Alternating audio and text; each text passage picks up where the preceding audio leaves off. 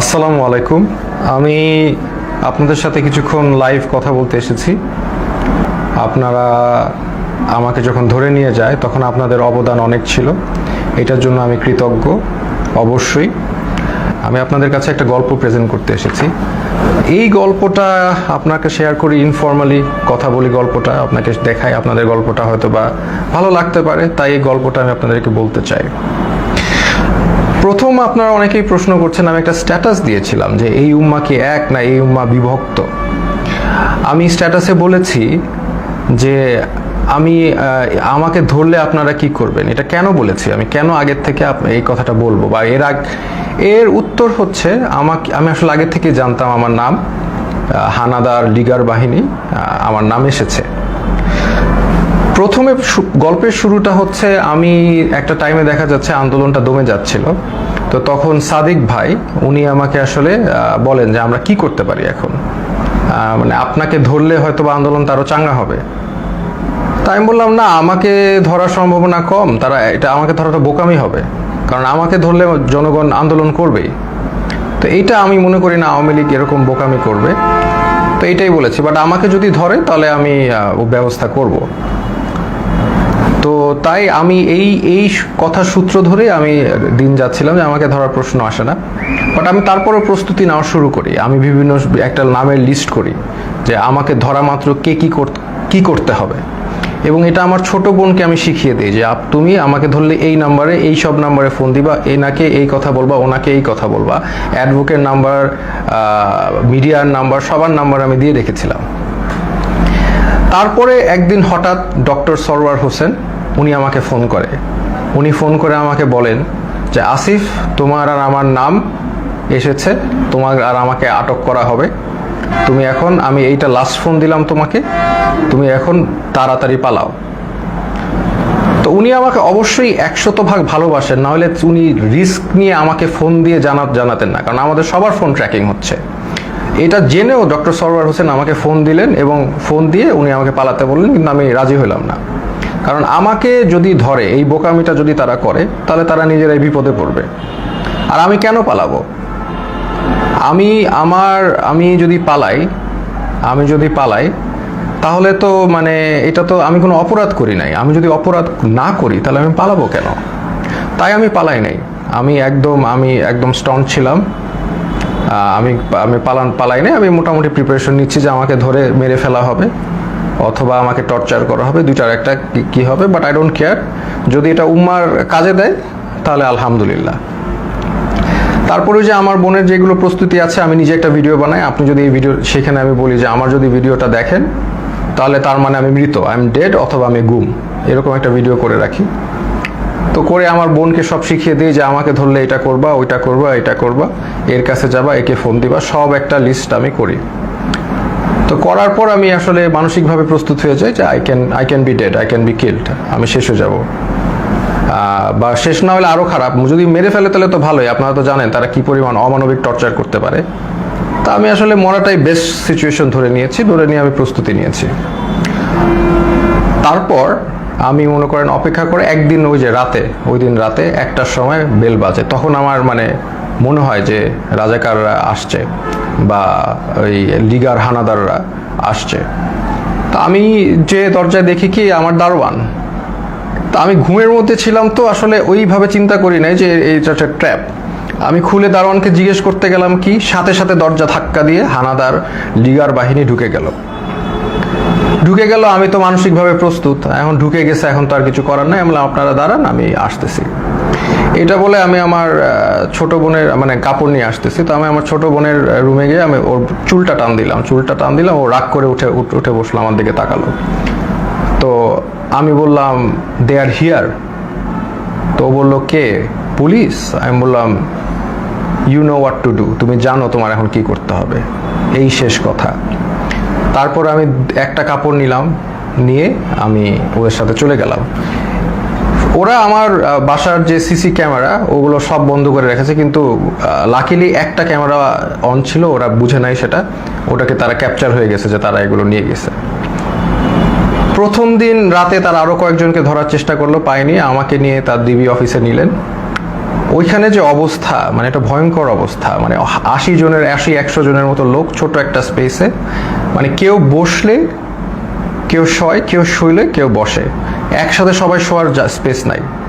ওইখানে আরেকটা এশিয়ান ইউনিভার্সিটির একজন প্রফেসর ছিল, উনি মানে শোয়ারই চান্স পায়নি, উনি বসেই ছিলেন, কেন স্পেস নাই, মানে এত একটা কনজাস্টেড এরিয়া, ফ্যান নাই, একটা রুমে কিছু এসি ঢুকে আর বাকি সব রুমে হচ্ছে মানে একদম ফ্যান নাই, কিছু নাই, সব সময় লাইট থাকে, সব সময় সাউন্ড থাকে, আপনি ঘুমাতে পারবেন না। তো ওইখানে ঢুকে প্রথম দিন তো আমার খুব মানে অবস্থা ভালো না। আমার তেমনি আপনারা জানেন স্পাইনে প্রবলেম হওয়ার কারণে আমার এমনি সবসময় পেইনে থাকে, আমি নিউরোলজিক্যাল পেইনে থাকি, ফিজিওথেরাপি করলে কমে, আবার নাহলে বেড়ে যায়। সেই সিচুয়েশনে আমাকে এরকম একটা জায়গায় নিয়ে গেল যেখানে আমার কোনো বসার জায়গা নেই, সব পুরাটাই ফ্লোর, হার্ড ফ্লোর, তাও আবার মুভ করার তো কোনো স্কোপই নাই, শত শত মানুষ। তো এরকম জায়গায় প্রথম একদিন ছিলাম, ওই রাতে ছিলাম। তারপরের দিন ওরা আমাকে ডেকে নিয়ে গেল উপরে নিয়ে তারা আমাকে প্রশ্ন করলো যে আপনি ব্র্যাকে কয়জন শিবির আছে। আমি বললাম আমি তো শিবির করি না, আমি কীভাবে জানবো ব্র্যাকে শিবির কয়জন আছে বা কি। এরকম অনেক প্রশ্ন করলো বারবার। তারপর অ্যাট ওয়ান পয়েন্ট তাদের মধ্যে ওই হানাদার লিগার বাহিনীর একজন, উনি আর কি জিজ্ঞেস করলো, বলেন তো এই কোটা দিয়ে আপনি এত কথা বলেন, কোটার পদ্ধতি কি, বিসিএস এর সিলেকশন প্রসেসটা কি। তা আমি তো আসলে বলতে পারি নাই, কারণ হচ্ছে আমি মানে মেন্টালি তো ওই লেভেলেই নাই, তাই না, আমি একটা মানে ভয়ঙ্কর একটা অবস্থায় আছি, ওই লেভেলেই নাই। তো তারপরে ওরা কি করলো, ওরা এসে আমাকে মনে করেন আমাকে ধাক্কা দিল, আমার তো স্কেচ নিয়ে হাঁটতে হয়, আপনারা জানেন একটা লাঠি নিয়ে হাঁটতে হয়, সে আমাকে ধাক্কা দিল, তারপর আমার মুখে হিট করা শুরু করলো। তো হিট করা শুরু করলো আমাকে, 6টা হিটের পরে আমি আসলে মানে অজ্ঞান হয়ে যাচ্ছিলাম। তো অজ্ঞান হয়ে যাচ্ছিলাম, তারা আমাকে বলে না ডোন্ট এরকম করে আমাকে দাঁড় করাইলো, আবার 2-4 বার হিট করলো। তো তারপরে তারা আমাকে মানে বললো যে আপনি তো খুব খারাপ জায়গায় আসছেন, আপনার বাম পায়ে প্রবলেম, ওই ডান পাকে আমরা একদম ইয়ে করে আপনাকে পুরোপুরি লুলা বানাই দেবো। তো এরকম একটা কথা বললো, এবং আরেকজন লাঠি নিয়ে আসলো আমাকে মারবে, পরে ওরা লাঠি দিয়ে হিট করে নাই, না করে আমাকে ওই জায়গায় আবার সেই জায়গায় যেখানে রাখে সেখানে নিয়ে গেল। তো ওই জায়গায় আবার আমার থাকা শুরু হলো। মানে ওইখানে এমন একটা জায়গা, বললাম তো, কেউ যে এটা ফার্মের মুরগির মতো, ওইখানে কেউ মুভ করতে পারে না, কারণ এত মানুষ এত শর্ট জায়গায় মুভ করার, কেউ হাঁটার কোনো সিস্টেম নাই। ওই যে আমি বললাম আপনাদের, কেউ শুলে কেউ বসে, কেউ বসলে কেউ শোয়, মানে আর সব সময় লাইট আর সাউন্ড কন্টিনিউয়াস, ঘুমানোর কোনো স্কোপ নাই। ওইখানে সবচেয়ে ভ্যালুয়েবল রিসোর্স হচ্ছে একটা বোতল, কারণ আমরা তো ফ্লোরের মধ্যে তো ওখানে তো হার্ড ফ্লোর, ওইখানে কেউ যদি একটা বোতল পায় আলহামদুলিল্লাহ, মানে এটা মানে ভ্যালুয়েবল রিসোর্স। তো ওই বোতলটার উপরে তারা মানুষ মানে পেলে যে খুশি। তা আমাকে অনেকে চিনেছে, ওইখানে চেনার কারণে দেখা যাচ্ছে 2 দিনের মধ্যে আমি একটা বোতল ম্যানেজ করলাম মাথায় দিয়ে শোয়ার জন্য ফ্লোরে, এই একটা অবস্থা। তো আরেকটা বিষয় হচ্ছে ওইখানে 80 জনের একটা টয়লেট, আর আমার তো এমনি যেহেতু হাই কমোড ইউজ করতে হয়, বিকজ আমার মানে স্পাইনে প্রবলেম আছে, তো ওইখানে লো কমোড, তাও আবার 80 জনের জন্য একটা, 100 জনের জন্য একটা। তো এত লোকের একটা কমোড তো বুঝতেই পারছেন কেউ ইউজ করতে পারে না ওইভাবে। সো আমি খাওয়া কমিয়ে দিলাম, because I have to go to the washroom, এটা তো যাওয়া যাবে না। আমি খুব কম খাওয়া শুরু করলাম যাতে টয়লেটে না যাওয়া লাগে। আর আরেকটা বিষয় হচ্ছে টয়লেটে ইউজ করে সাবানও তারা প্রোভাইড করে না কোনো রকম। সো এইরকম একটা কন্ডিশনে আমরা যাচ্ছি। আর এরপর থেকে আর কি আসলে জিনিসটা বুঝলাম যে বিষয়টা কি, আসলে বুঝার বিষয় ছিল, এখন আমি বুঝতে পারলাম। তো তারা প্রতিদিন ডাক দিবে, নাম কল করবে, ধরেন আপনার নাম হচ্ছে, ধরেন আমার নাম আসিফ মাহতাব, ধরে বলবে আসিফ মাহতাব, বাবার নাম শাহাবুর রহমান, এরকম বলে নিয়ে যাবে, নিয়ে চোখ বাঁধবে, মুখ বাঁধবে, তারপর তাদেরকে ঝুলায় টর্চার করতে থাকবে, বাড়ি দিতে থাকবে বিভিন্নভাবে টর্চার, লাঠি দিয়ে পিটাবে, পায়ের তলায় পিটাবে, হাড়ের বিন্দে মারবে, মানে মানুষের শরীর নীল অবস্থায় তারা ফিরে যায়, সারা শরীর মারতে রক্ত জমাট বেঁধে নীল অবস্থায় এক একজন লোক ফিরে জাস্ট। এবং তারা সাইকোলজিক্যালি একদম মানে অবভিয়াসলি নর্মাল না, কারণ তারা এখন নাম শুনলে, তাদের নামটা ডাক দিলে তারা ভরকায় ওঠে যে এখন মনে হয় তাদেরকে নিয়ে টর্চার করবে। তো এইরকম অবস্থা আমি দেখলাম বিষয়টা যে এরকম চলছে। তো এখন এরকম চলছে, আমি তো বুঝলাম যে হয়তোবা আমার সাথেও এরকম করবে, তারা তো বলেই দিছে আমাকে পাটা ভেঙে দিবে। তো এরকম একটা করবে, এবং সবার সাথেই করছে। স্পেশালি জামাতের যারা আছে তাদেরকে, মানে জামাত যেহেতু বলে ফেলছে একবার, তাদেরকে মানে অমানবিকভাবে টর্চার করছে জামাত। আর নূর ভাইয়ের সাথেও ওখানে দেখা হলো, নূর ভাইরে বললাম কি অবস্থা, তো নূর বলল যে ভাই আমাকে তো অনেক মারছে, হাত দিয়ে দেখালো, হাত নীল হয়ে গেছে। তো এই এই এই হচ্ছে সিচুয়েশনটা। আর ওখানে তো মানে আর সব সময় তো লাইট, বাইরে যে একটা আলো, বাইরে যে বৃষ্টি পড়তেছে নাকি এটা আমরা গেস করা শুরু করলাম যে বাইরে আদৌ বৃষ্টি পড়ছে কিনা, কারণ মোটা ওয়াল, কোনো উইন্ডো নাই, কোনো বাইরের কোনো আলো বাতাস তো আমি জানি নাকি, ভিতরের মধ্যে থাকি আমরা বদ্ধ ঘরে, শুধু আলো আর এই যে কনস্ট্যান্ট সাউন্ড, মানে এই একটা অবস্থা।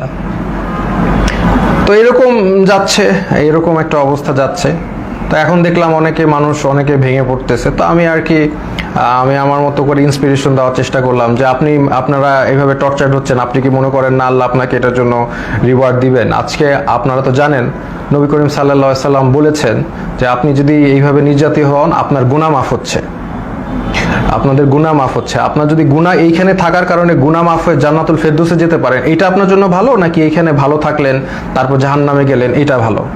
তো এইভাবে আমি সবাইকে একটু ইন্সপায়ার করার চেষ্টা করলাম, মোটিভেশন দেওয়ার চেষ্টা করলাম। আর আমার নিজের তো হেলথ কন্ডিশন ডিটোরিয়েট করতেছে প্রোগ্রেসিভলি, আর ওয়াশরুমের ইস্যুটা তো ছিলই। তো এইরকম একটা অবস্থায় সবাইকে মানে মোটিভেট করছি আমি। আর আমার নিজেরও তো ওই যে ফার্স্টের দিন যেভাবে আমার মুখে ফেসে হিট করেছে, এই পরে তো আমার একটা দিন জ্বরই ছিল, আমি শুয়েছিলাম।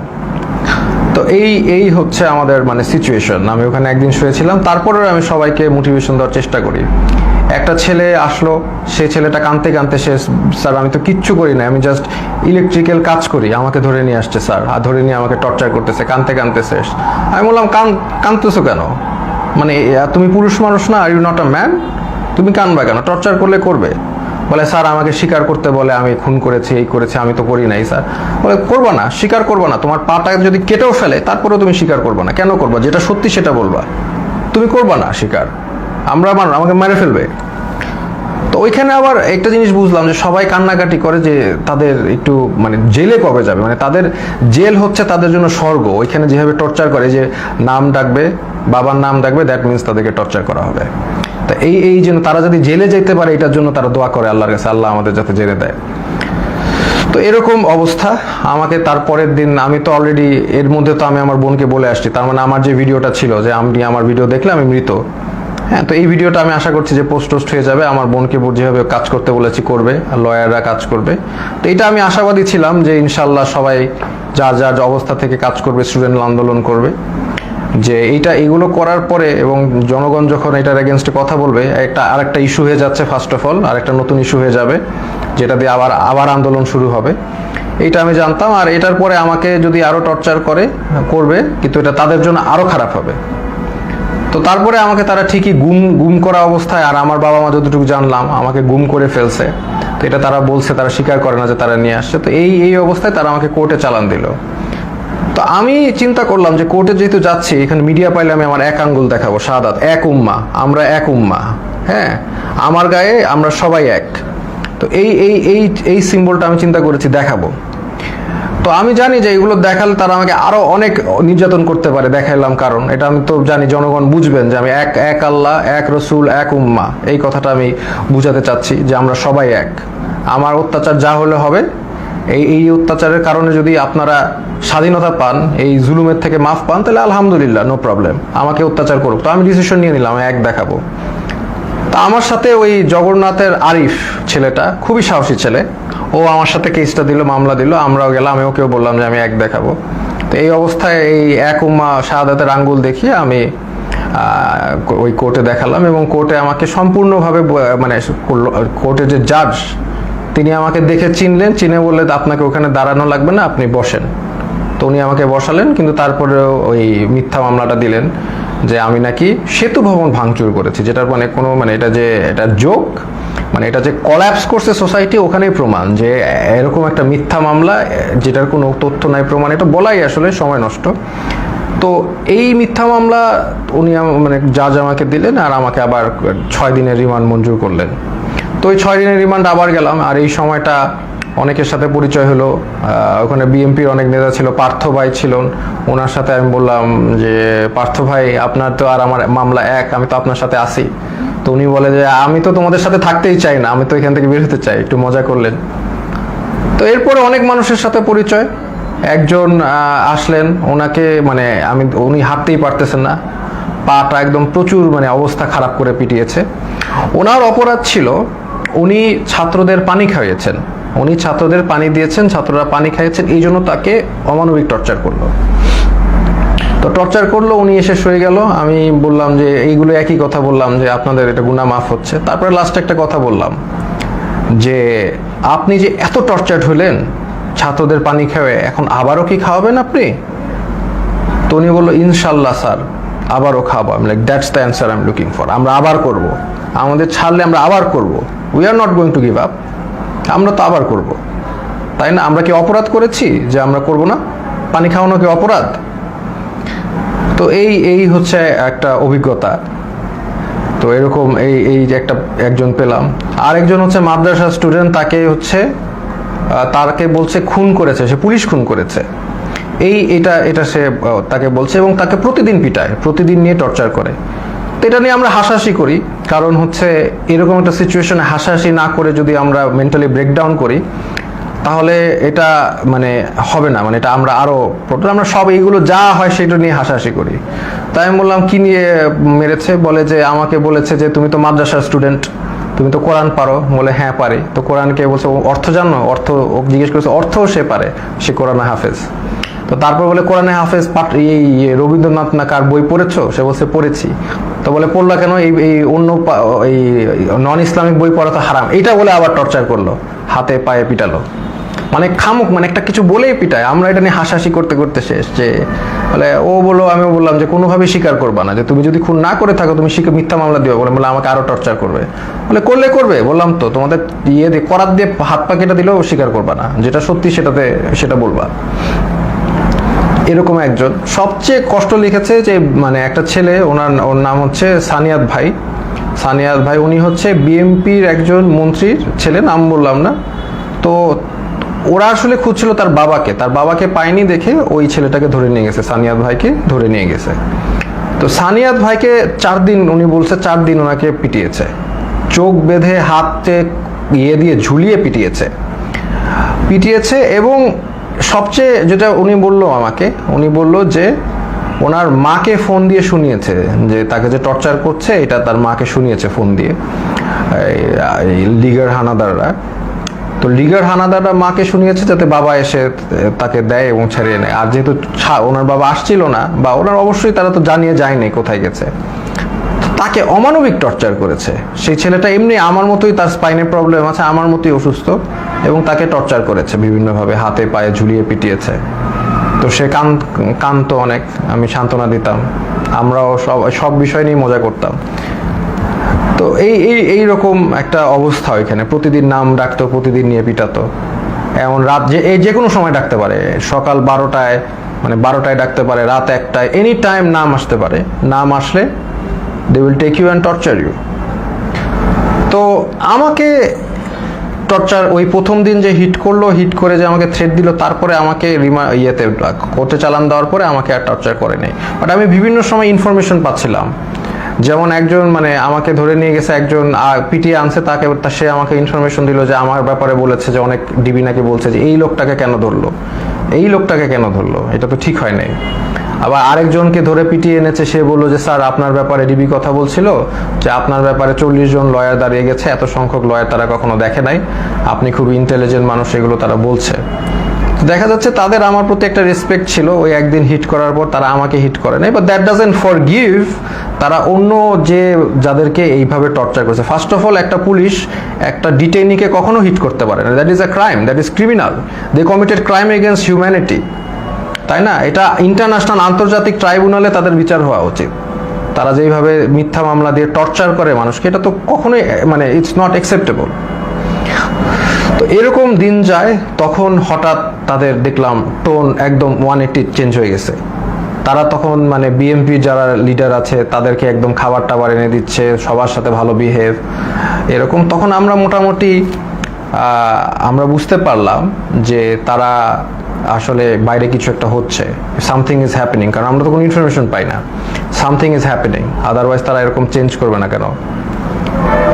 তারা ডেফিনেটলি তাদের বাইরে কিছু একটা হচ্ছে, এইটা নিয়ে তারা তাদের টোন চেঞ্জ করে ফেলেছে। এবং তারপর থেকে দেখা যাচ্ছে তারা সবার সাথে মোটামুটি ভালো বিহেভ, এবং আস্তে আস্তে ছেড়ে দিচ্ছে। মাঝখানে কিছু স্টুডেন্টদের ধরে আনলো, ওই তারাও মানে অনেক কান্নাকাটি করে শেষ।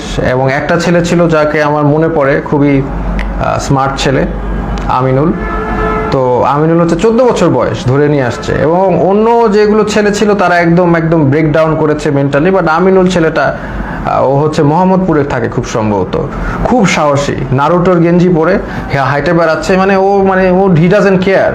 এই ছেলেটা ডাজেন্ট কেয়ার যে ওর সাথে এখন কি টর্চার করা বা কোথায় আসছে, লাইক মানে চলে আসে আমাকে বলতে, স্যার আপনি কি ড্রাগন বল জি দেখেছেন? আমি বললাম হ্যাঁ হ্যাঁ ড্রাগন বল জি দেখছি। বলে আমি দেখতেছি, আমি ওই ডিমন স্লেয়ার দেখেছি, এই দেখেছি সেই দেখেছি। তো মানে একদম মানে হি ডাজেন্ট কেয়ার, সে দেশ স্বাধীন করতে নামছে, দেশ স্বাধীনই করবে। আমিনুল নামটা ছেলেটার, ওকে 14 বছর দেখে ওকেও ছেড়ে দিয়েছে। তো এই রকম আর কি ঘটনার বিষয়গুলো। তারপরে ওইটার পর থেকে আস্তে আস্তে অনেককে ছেড়ে দিয়েছে, বা অনেকে ছাড়েনি, অনেকে তারপরেও টর্চার করেছে। তো এরকম আমরা এই অবস্থায় আমরা অনেক দিন পার করার পরে তারপরে আমাকে একদিন ডাকলো, ওরা ডেকে হঠাৎ করে আমাকে দেখলাম যে বসালো, যে স্যার আপনি ভাই কি অবস্থা, আমরা তো জব করি, মানে যেই লোকটা আমাকে হিট করেছে এবং তারাই যেই টিমটা তারাই আমাকে ডেকে দেখি কি মানে জামাই আদর সোজা কথা করছে। তো তখন আমি বুঝতে পারতেছি না যে কি হচ্ছে। এখন হয়তো বা বুঝলাম যে সিচুয়েশন বাইরে পরিবর্তন হয়েছে, দেখি তারা আমাকে ভালোভাবে ট্রিট করছে, চা খাওয়ালো, বিস্কিট খাওয়ালো, ভালো ভালো বিস্কিট খাওয়ালো, মানে আপনি সোফায় বসেন, কমফোর্টেবলি বসেন, মানে এত রেসপেক্ট এরকম করছে কেন? আমি তো শিওর ছিলাম, আমি তো মনে করছি ট্র্যাপ। আমাকে খালি বলে যে এখন বাসা তো পুড়ে যাচ্ছে, এখন আমাদের কি করা উচিত, শেখ হাসিনার কি করা উচিত। এখন আপনারা তো অনেক টিচারও তো, আপনারা তো অনেকে ছাত্রদেরকে উস্কে দিয়েছেন, এই সেই, মানে আমাদের তো এখন আগুন ধরছে বাসায়, আমাদের তো আগুন নিভানো উচিত। মানে আমি যেটা বুঝলাম উনি চাচ্ছিল যে আমি আসলে ছাত্রদেরকে ঠান্ডা করার জন্য কোনো বক্তব্য দেই। তা আমি এভাবে কোনোভাবে রাজি হই নাই, আমি তো হব না। তো আমি বললাম যে না, একটা প্রধানমন্ত্রী কি সিদ্ধান্ত নিবে, আমি তো আসলে প্রধানমন্ত্রীর জায়গা থেকে, মানে উনি আমাকে প্রশ্ন করছে প্রধানমন্ত্রী এখন কি করলে ভালো হবে, এটা আপনি তো বলেন। আমি বললাম না, আমি কিভাবে জানবো প্রধানমন্ত্রী কি করলে ভালো হবে, আমি তো একজন শিক্ষক, আমি তো প্রধানমন্ত্রীর কাজ তো আমি বলতে পারবো না। উনি ওনার জায়গা থেকে ওনার যেটা ভালো মনে হবে উনি সেটাই করবে, ওনার এক্সপিরিয়েন্স আছে, সেই আছে। বলে না, আপনি তো তাহলে ডিরেক্ট কথা বলছেন না, প্রবলেমেটিক কথা বলছেন, আপনার তো একটা ডিসিশন দিতে হবে। এটা একটা সিলি কথা না, আমার ডিসিশন কেন দিতে হবে, ওনার ডিসিশন আমি কেন দিব? তো এইগুলো তো অবশ্য তখন বলি নাই, সিচুয়েশন তো বুঝতেই পারতেছেন। তো এরপরে তারা আমাকে নিয়ে আসছে, তো নিয়ে এসে আবার ওখানে রেখে দিয়েছে। তারপরে আমাকে ওই আমাকে আবার কোর্টে নিয়ে গেল, এবং কোর্টে নিয়ে তারা আমাকে জেলে পাঠিয়ে দিল। তো জেল থেকে তারপরে আর কি 2-1 দিন ছিল, আর তখনই আমি জেল থেকে আসলে খবরটা পাই, যে আমি পাই নাই, ওই আমার যে সানিয়াত ভাই উনি আমার সাথে ছিল, উনি বেসিক্যালি খবরটা পায়। দেখলাম উনি পড়ে কাঁদতে, মানে চোখ দিয়ে পানি পড়তেছে, কাঁদতেছে। তো উনি বললো কি হলো, তো ওখান থেকে বললো যে শেখ হাসিনা দেশ থেকে চলে গেছে। আমরা তো কেউ বিশ্বাস করি না, বললাম না এটা কেন পসিবল না। তো তারপরে আরো রিলায়েবল সোর্সগুলো থেকে জানতে পারলাম যে শেখ হাসিনা ইনডিড দেশ থেকে পালিয়েছে, এবং গণভবন ঘেরাও, আলহামদুলিল্লাহ। এই হচ্ছে ঘটনা। তো এইটার পরে দেখা যাচ্ছে যে আমাদের জেলে সব ছেড়ে দিয়েছে, তখন একটা মানে সবাইকে ছেড়ে দিয়েছে যারা আছে, পলিটিক্যাল নন পলিটিক্যাল প্রবলেম ছিল। তখন জেলের যারা মানে গার্ড, তাদেরকে দেখা যাচ্ছে একদল মানে ক্রিমিনালরা ওদেরকে মেরে ওরা আবার দেয়াল ভেঙে পালানোর চেষ্টা করছিল। তো উপর থেকে অনেকবার তাদেরকে ওয়ার্ন করা হচ্ছে যে এটা করো না। লাস্ট পর্যায়ে একটা গুলি একজনের গায়ে লাগে, একজন কয়েদের গায়ে লাগে, উনি হয়তো বা মারা যান, আমি জানি না, আমি জানলা দিয়ে দেখছিলাম। তারপর এটা সিচুয়েশন ঠান্ডা হয়, হেলিকপ্টার দিয়ে আর্মি এসে সবাইকে আবার তাদের সেলে ঢুকায়। তো এরপরে তো ঘটনা আপনি জানেনই, যে আলটিমেটলি সবাই আমি বের হয়ে যাই, আমাকে বলে ছাত্রদেরকে ঠান্ডা করতে জেলের সামনে। আমি তো মানে আমি আমার মতো বলেছি, কিন্তু তার মানে যে এখন তারা যে ক্রাইম এগেনস্ট হিউম্যানিটি করেছে এটা তো আর মানে করা যাবে না। অমানবিক টর্চার কত প্রকার ও কি সেটা আপনি ওই ডিবির ওইখানে গেলেই বুঝবেন আর কি, এই আর কি। তো এনিওয়েজ, এইটাই হচ্ছে আজকে আমার ছোট গল্প। আমি আসলে যদি জাস্ট আর 5টা দিন বা 3টা দিন আগে বের হতে পারতাম, তাহলে আপনাদের সাথে যোগ দিতাম ইনশাল্লাহ। ফিল্ডে হাঁটতে পারি না, বাট আমি তাও যোগ দিতাম। ইনফ্যাক্ট আমি আগেও ওই অবস্থায় আমি আপনাদের সাথে আন্দোলন করেছি রাস্তায়।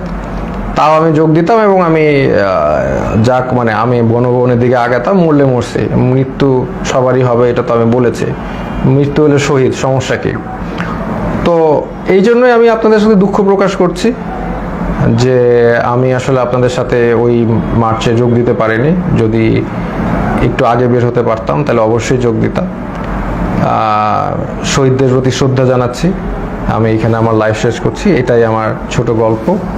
খুব ডিফিকাল্ট টাইম চলে গেছে, কন্টিনিউয়াস নয়েজ, কন্টিনিউয়াস লাইট, শোয়ার জায়গা নাই, একসাথে মানে হাঁটার জায়গা নাই, এবং কন্টিনিউয়াস নাম কল, যে কোনো সময় নাম আসতে পারে। তবে ওই যে আরিফ ছেলেটাকে আমি অনেক শ্রদ্ধা করি, কারণ ও বলেছে আর কি, ও বলছে যে অন্য সমগ্নায়করা তো বলেছিল যে ওরা কথা বলে তারপরে বলেছে, তো বলছে আমিও তো বলে দিয়ে আমি তাহলে যাই। আমি বললাম না, তুমি এখন কোনো কিছু মানুষের লক আপ থাকতে হবে, কিছু মানুষের বুঝতে হবে যে কিছু মানুষ এখনো ভিতরে আছে এবং মানে অন্যায় চলছে। তো এই জন্য আমি আর ওই জগন্নাথ ইউনিভার্সিটির খুব সম্ভবত আরিফ ছেলেটা মানে খুব সাহসী কথা দেখিয়েছে, এই জন্য আমি তাকে সম্পূর্ণ রেসপেক্ট করি। এইটাই আমি বলে শেষ করছি। আপনারা এই যে যারা নির্যাতিত হয়েছে, যাদেরকে টর্চার করেছে, যাদের এগেনস্টে ক্রাইম এগেনস্ট হিউম্যানিটি করা হয়েছে, তো তাদের বিচার আসলে চেতে হবে। আসলে এটা না আমি বলতে কষ্ট হচ্ছে, কারণ নবী করিম সাল্লাল্লাহু আলাইহি ওয়াসাল্লাম যখন মক্কা বিজয় করেন তখন উনি কিন্তু 12 জন যুদ্ধাপরাধী বাদে সবাইকে ক্ষমা করেন। কিন্তু এইখানে যেগুলো হয়েছে these are crimes against humanity. এখানে আসলে মানে মাফ কিভাবে করা যায় আমি জানি না।